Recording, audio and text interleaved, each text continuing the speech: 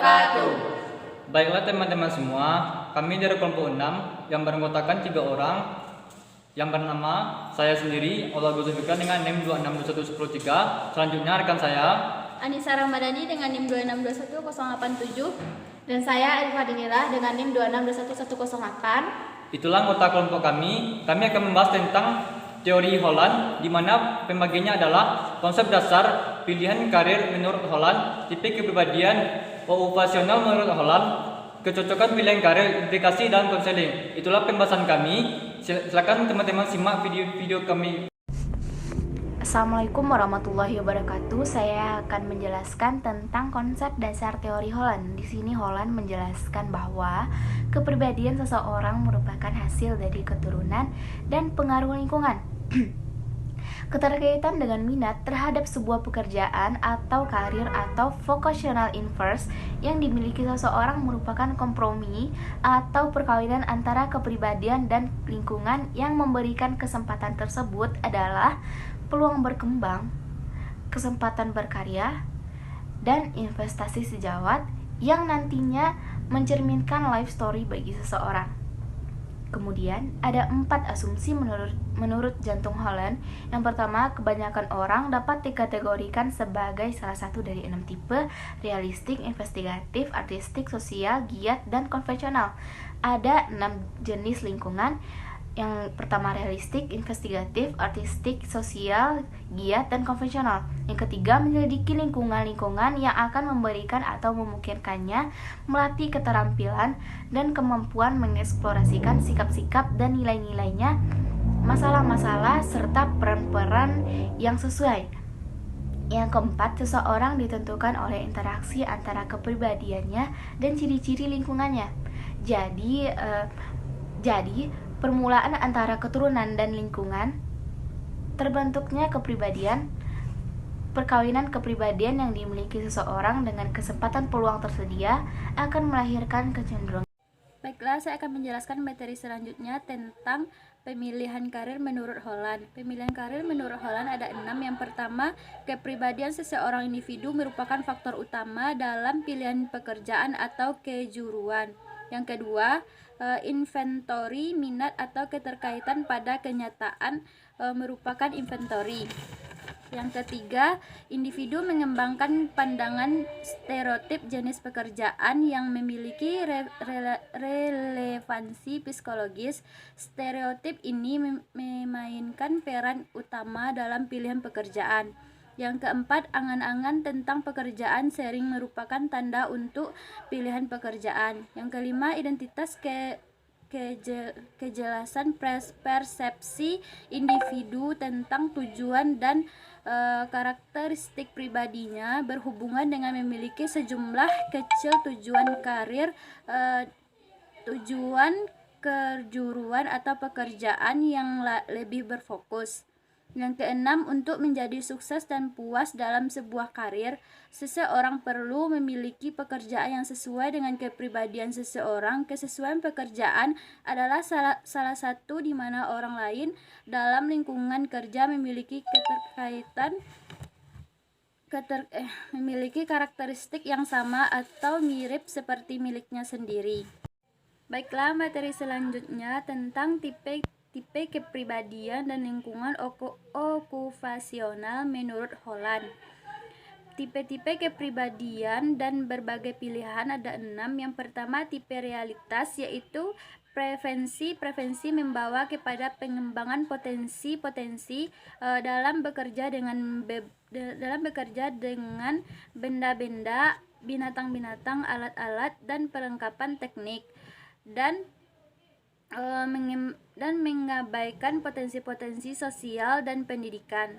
Mengapa diri baik dalam kemampuan mekanik dan atletik, yang tidak cakap dalam keterampilan sosial, hubungan insani.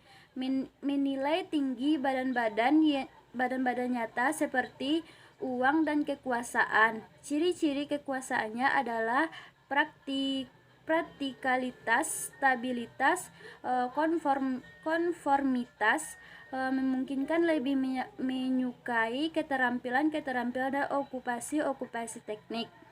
Yang kedua, investigatif, yaitu potensi untuk aktivitas-aktivitas sistematik dan kreativitas terhadap fenomena fisik, biologis, dan kualitas agar dapat memahami dan mengontrol fenomena tersebut, dan tidak menyukai aktivitas-aktivitas persuasif, sosial, repetitif. Contoh-contoh dari okupasi yang memenuhi kebutuhan tipe-tipe investigatif adalah ahli kimia dan ahli fisika.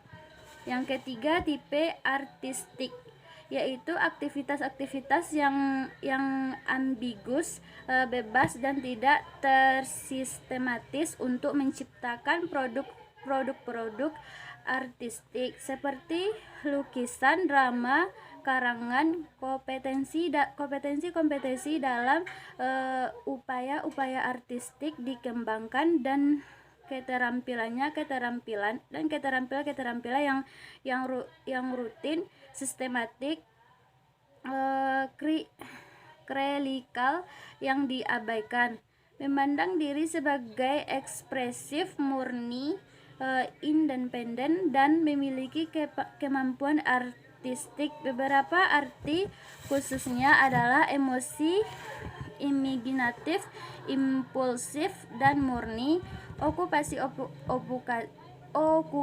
artistik biasanya adalah. Assalamualaikum warahmatullahi wabarakatuh. Baik teman-teman semua, di sini saya akan menjelaskan tentang tipe primer dan sekunder. Yang pertama, tipe primer. Tipe primer adalah pilihan karir seseorang, adanya kecocokan yang dominan pada diri seseorang. Tipe yang ada pengelolaan pada tipe primer memberikan makna bahwa seseorang bisa dikategorikan pada salah satu tipe yang ada. Yang kedua, tipe sekunder. Tipe sekunder adalah pilihan yang mempunyai kemiripan dan utama serta memiliki kecocokan dengan pribadi dan lingkungan kerja seseorang.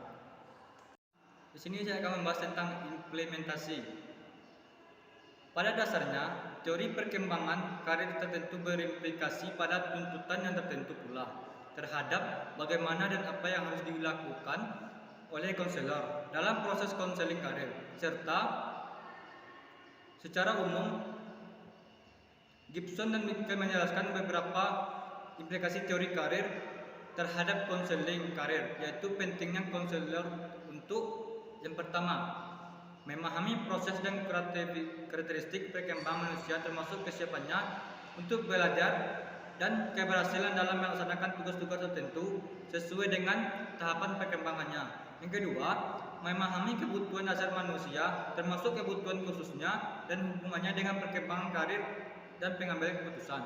Yang ketiga, dapat melakukan asesmen dan menginterpretasikan sifat-sifat individual dan karakteristiknya serta menerapkannya dalam relasi konseling yang bervariasi. Yang keempat, memahami dan mampu membentuk klien dalam memahami bahwa faktor-faktor perubahan atau faktor-faktor yang tak terduga dapat mengubah perencanaan karir. Yang kelima, memahami perubahan cepat yang terjadi dalam dunia kerja dan kehidupan sehingga memerlukan pengujian secara tetap serta perlunya penggunaan teori dan niat riset-riset mutakhir sebagai dasar pelaksanaan konseling.